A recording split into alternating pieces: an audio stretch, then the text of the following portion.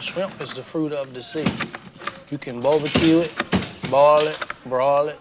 There's pineapple shrimp, lemon shrimp, coconut shrimp. Shrimp and potatoes, shrimp burger, shrimp sandwich.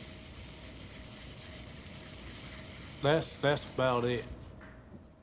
Hey, what's up guys? Welcome back to Binging with Babish, where this week we are finally revisiting a hotly requested part 2 and ticking a few more boxes on Bubba's list of 21 styles of shrimp. I'd say I'm sorry little guy, but you're already dead. First up, we gotta pop the top on a bottle of Worcestershire sauce. We don't need this stupid flow regulating cap where we're going, because first up we're headed to the bayou for some New Orleans style barbecue shrimp, which calls for 1/2 of 1 cup of you-know-what sauce, the juice of 1 lemon, 2 or 3 medium cloves of garlic, and something happened that I didn't know was possible in my pepper grinder broke, so some mortar and pestled peppercorns. Then I'm not sure if this is traditional, but I saw Chef John do it and that's good enough for me. About 1 teaspoon of finely chopped rosemary, and I'll tell you what is traditional, a lot of butter. Some recipes call for like 3 sticks, but I think we'll be okay with 2, cut into about tablespoon-sized pieces. And lastly, about a tablespoon's worth of chopped fresh parsley. Now we're headed over to the stovetop to make our rice. You guys know how I like to do it. Wash it thoroughly and then add it to 1 1/2 times its volume in boiling water. Cover and bake at 350 degrees Fahrenheit for however long you normally boil it. Rinse from the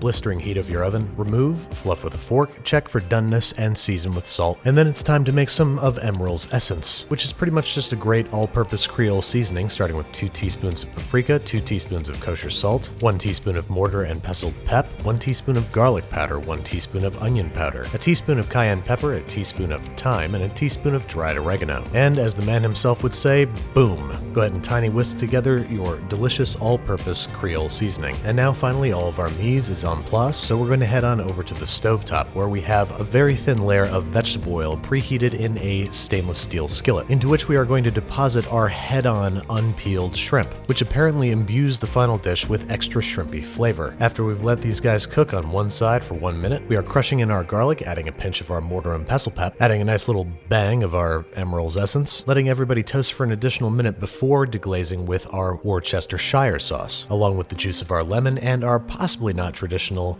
freshly chopped rosemary. We're just going to mix that up and let all those flavors get to know each other while this guy comes up to a simmer. Once it does, we're going to lower the heat down to pretty darn low and start adding our butter 3 pats at a time. We want the butter to slowly emulsify into the sauce, so we're going to stir and melt and add and stir and melt and add, all the while over just enough heat to keep the butter melting until we've added all 2 sticks worth. And then once I'm down to my last pat of butter, I'm going to add the freshly chopped parsley, reserving some for garnish, and keep stirring until the butter is completely melted and we have an incredibly rich, shockingly flavorful, emotionally draining sauce, which we are going to serve with a side of long-grain white rice. Spoon a few of our shrimpy buddies in there and make sure that you spoon a whole lot of the sauce in there. You're going to want to drink it with a straw, I swear. Now, you might notice that this is not barbecue at all, but it is what New Orleanians refer to as barbecue shrimp. And with Bubba being from Louisiana, it only seems fitting. And I gotta say, this is better than most barbecue I've ever tasted. Make sure you suck the brains out of your shrimp's skulls, peel open their shells, and I'm about to take this into the other room. This is going to start getting R-rated. Next up, I want to kill 2 birds with 1 stone with a pineapple shrimp stir fry. And as anyone who cares about stir fry will tell you, you gotta use leftover rice. So to simulate that, I'm going to refrigerate this rice uncovered for about 1 hour, during which time I'm going to peel and devein my shrimp. If you don't remember how to do that, just peel off the shells, place a shallow cut down the back of the shrimp, revealing its digestive tract, which can be easily removed using the back of your paring knife. Next up, I want to make sure that there's shrimp in every bite of this stir fry, so I'm going to take the tails off about half the shrimp and cut it into small bite-sized pieces. Then I'm going to halve a pineapple, place shallow cuts down the side of and remove its core, and then place small cuts up and down the sides of the pineapple's flesh and scoop it all out with a spoon. We're doing this because we want to maintain the pineapple as a bowl in which to serve our rice. Set the chopped up pineapple aside because it's time to walk and roll. Sorry, we're just toasting our cashews with a little bit of crushed red pepper flake. Just up their flavor a little bit, but that's going to soften them, so make sure you let them cool completely before you add them back to the stir fry. Next up, we are sauteing half a small white onion and half a red bell pepper, both chopped finely, until softened and translucent, then setting aside. Then we're going to re-oil our pan, keep it over medium-high heat, and add our whole shrimp in a single layer, cooking for about 45 seconds until nice and pink on one side, giving them a little toss, and then adding our shrimp pieces. is. Sauteing until all the shrimp is just barely cooked, about 3 to 4 minutes. Set aside with the peppers and onions, re-oil the pan one more time, and then it's time to crack in a whole egg. Let that sit for like, I don't know, 30 seconds until it just starts to set up, give it a little scramble, keeping it over medium-high heat until it's just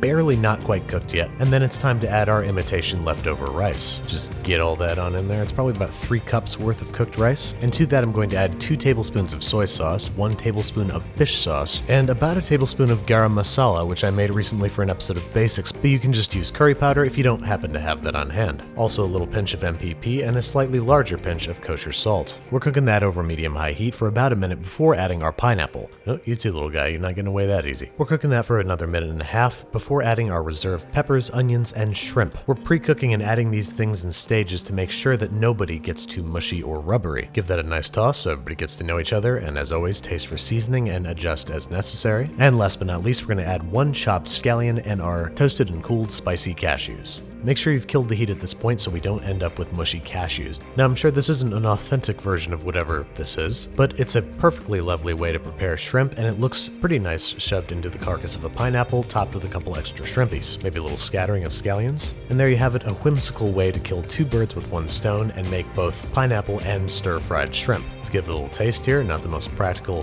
vehicle from which to eat, but as before, I'm going to take it into the other room and do terrible things to it. Last up is a southern specialty, the shrimp burger. Whoa, that looks pretty crazy. You see I sped that up, but my hand is moving with the resonancy of the something, like when a helicopter or a car tire, I don't know. Anyway, we're gonna start by making a sort of remoulade out of 1/3 of a cup of mayonnaise, the aforementioned spookily chopped scallion, some freshly pestled pepper, about a teaspoon of our Creole seasoning, wham, the juice and zest of 1/2 of 1 lemon, and a few generous shakes, about a teaspoon's worth of Louisiana-style hot sauce. Go ahead and tiny whisk that all together before remembering that we forgot to add a generous teaspoon of whole grain mustard, and maybe a teaspoon of freshly chopped parsley, because why not? Continue tiny whisking, cover, and refrigerate until ready to use. Now onto the recipe for the actual shrimp burger. This comes from America's Test Kitchen. I'm going to start by processing a slice of sandwich bread into some fine, fresh breadcrumbs. Set those aside to make room in the food processor for 1 pound of peeled and deveined shrimp, which we are going to pulse together precisely 1, 2, 3, 4, 5, 6, 7, 8 times. No more, 9 times, why not? Then to the breadcrumb mixture, we're adding 2 chopped scallions, 2 tablespoons of finely chopped parsley, about 1/3 of 1 cup of mayo, salt, freshly pestled pepper, and then I'm going to try out like 1 teaspoon of Old Bay seasoning. I feel like it's going to work really good in this context. Go ahead and mix together this flavorful burger glue and then add the processed shrimp. Mix gently but confidently until thoroughly combined, and then form into 3 pretty little patties, which we are going to arrange on a sheet pan, cover loosely with plastic wrap, and refrigerate for at least 30 minutes and up to 3 hours. Just enough time to toast our hamburger buns. It's like I always say, if you're no good at puns, just toast your buns. Or even if you're good at puns, you should toast your buns. Just always toast your buns. And then into a vegetable-oiled and preheated non-stick skillet go our shrimp burgers, which we're going to fry on one side for 2 to 3 minutes until a golden brown crust has formed. Yes, I know I'm using a metal spatula on a non-stick skillet. Don't do this at home. I am a trained professional, not really. After flipping, I'm going to finish these in a 375-degree Fahrenheit oven for a few minutes until they register 140 degrees Fahrenheit internally. Place on a dressed bun, top with a little bit of our remoulade, top up, and serve. Now, I kind of want to just dig into this thing, but I never pass up an opportunity for a halfway decent cross-section. And you know what? For a burger, this one looks pretty nice. Lots of color, the patty is staying together nicely, and it is absolutely delicious. So delicious, in fact, that I didn't wait to take it into the other room before annihilating it on camera. I'm sorry you had to see that.